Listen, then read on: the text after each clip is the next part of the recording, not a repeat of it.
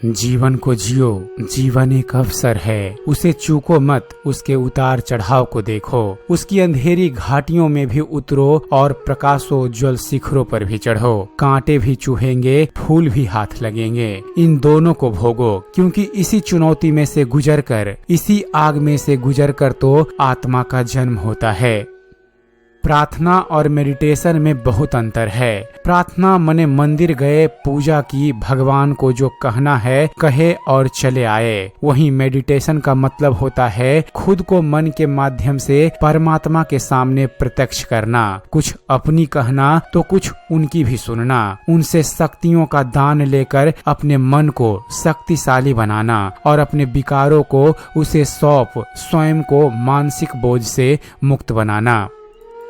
ध्यान का छोटा सा सूत्र है, अपने भीतर इतनी शांति कि विचार की कोई तरंग भी ना उठे, कोई लहर ना हो, ऐसा सन्नाटा, ऐसा शून्य जहाँ बस तुम हो और कुछ भी नहीं है, जहाँ यह भाव भी नहीं कि मैं हूँ। उसी क्षण यह सारा विश्व तुम्हारे ऊपर ईश्वर बनकर बरस पड़ता है। ध्यान का अर्थ है मन की सफाई, ध्यान का अर्थ है अंतर मन की तरफ यात्रा, ध्यान का अर्थ है थोड़ी घड़ियों को मन की धूल से चित्त के दर्पण को बिल्कुल साफ कर लेना।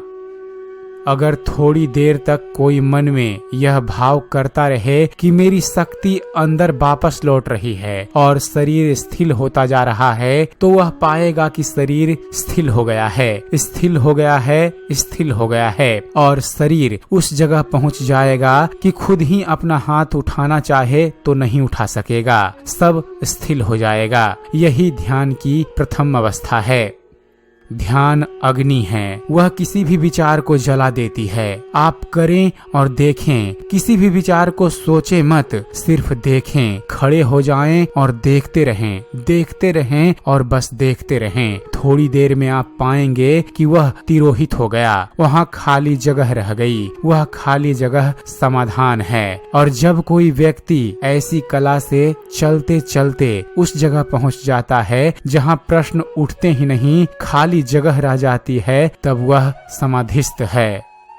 क्यों रोते हो मन का ना होने पर? जो लिखा है वो होकर रहेगा। एक रास्ता बंद करने से पहले भगवान 10 रास्ते खोल देते हैं। गर्मी के मौसम में पत्ते सूखने के बाद भी पंछी घोंसला नहीं छोड़ते, क्योंकि वो भी जानते हैं कि फिर से बरसात आएगी और पेड़ पर नए पत्ते आएंगे। जो हुआ उसे भूलकर नई शुरुआत करो और याद रखो, जिसका कोई नहीं होता उसका भगवान होता है।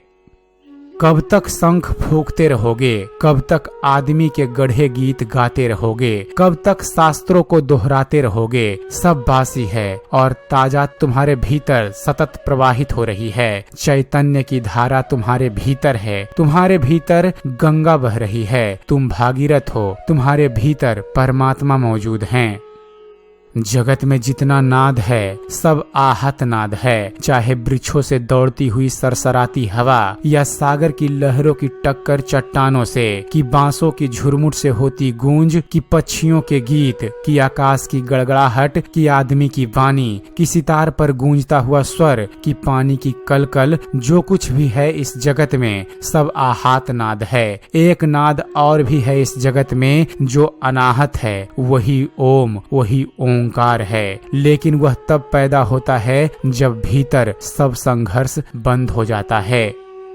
जो शरीर की सुविधा जुटा पाता है वह मन के आयाम से अतृप्त होने लगता है, और जब मन की सुविधा जुट जाती है तो आदमी आत्मा के आयाम से अतृप्त होने लगता है, और आत्मा के आयाम की तृप्तता तो ध्यान से ही पूर्ण होती है।